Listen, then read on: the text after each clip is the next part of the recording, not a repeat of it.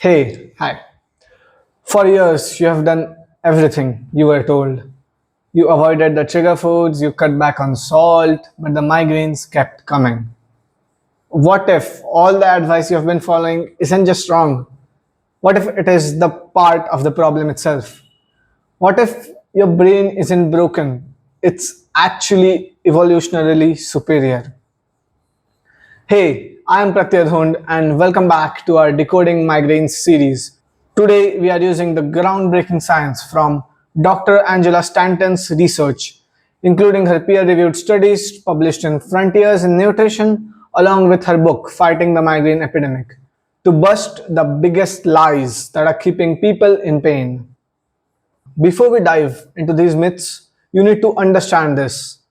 Migraineurs don't have defective brains. They have genetically superior hypersensitive brains. Dr. Stanton's research reveals that migraine brains are atavistic, an evolutionary throwback to when hypersensitive meant survival.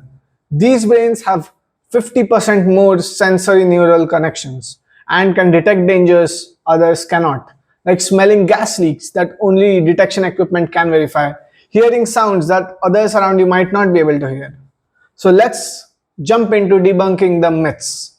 Number one, the salt lie. Salt is bad for you and raises your blood pressure. You have heard this probably a million times. But here's Dr. Stanton's peer reviewed truth.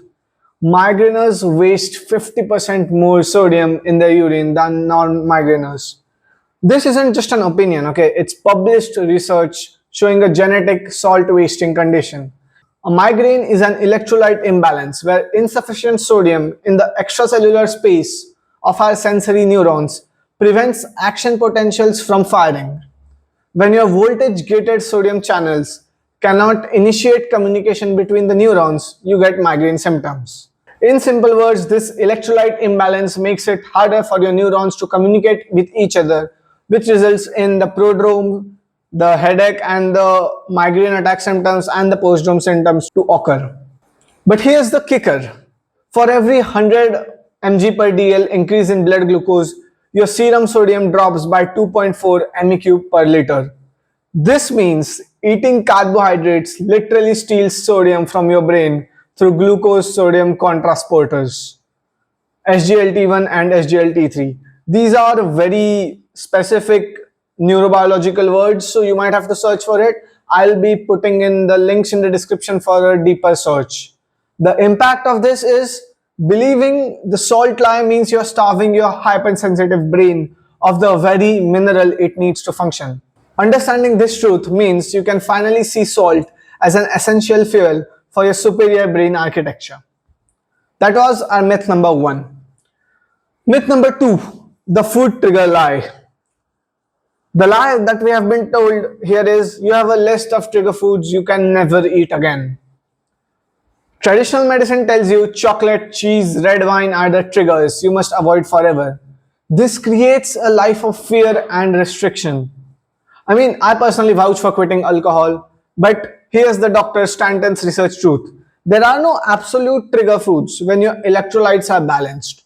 The problem is not the food in itself, it's the biochemical imbalance that the food creates. Take bananas, for instance. They are not evil because they are bananas. They become problematic because they deliver massive amount of potassium with minimal sodium. Since potassium drives water out of the cell while sodium pulls it in, this creates an electrolyte storm in your hypersensitive brain. I eat a lot of bananas when I'm doing heavy cardio, but I also pair it up with salt just to balance this electrolyte imbalance and to avoid it. So instead of avoiding these foods, what you can do is balance their chemistry. Eat that banana with a pinch of salt and you neutralize the imbalance. Here's something the mainstream medicine won't tell you. Carbohydrates are the real enemy. When glucose enters your neurons via glucose sodium contrasporters, it actively removes sodium and water from your brain cells. Your hypersensitive brain, which needs more electrical activity than normal brain, suddenly cannot generate the action potentials it requires. This is why Dr. Stanton's research shows that low carbohydrate, ketogenic, and even carnivore diets can prevent migraines. They stop the glucose-induced sodium theft, basically. If you ask me, I have been without migraine thanks to God's grace and thanks to all the diet and workout and everything I've been doing, taking a proper sleep schedule. And I'll say most of it is to be given to sleeping and diet. The most important intervention here in Dr. Stanton's protocol is hydration in the morning with an optimal electrolyte balance. Upon waking up, before anything else, consume exactly 1/8 tablespoon of salt with a glass or two of water. Your brain has been metabolically active all night and is in a sodium depleted energy crisis state. This precise dose of salt and water will replenish extracellular sodium for action potentials, restore the blood volume for proper brain perfusion, and provide electrical energy your hypersensitive neurons demand. Here's the paradigm shift that you should be looking after. Stop seeing your brain as broken. Dr. Stanton's research reveals that migraineurs have environmentally adapted brains with superior sensitivity. In our ancestors, this hypersensitivity was gold for survival, detecting predator, weather changes, and environmental dangers.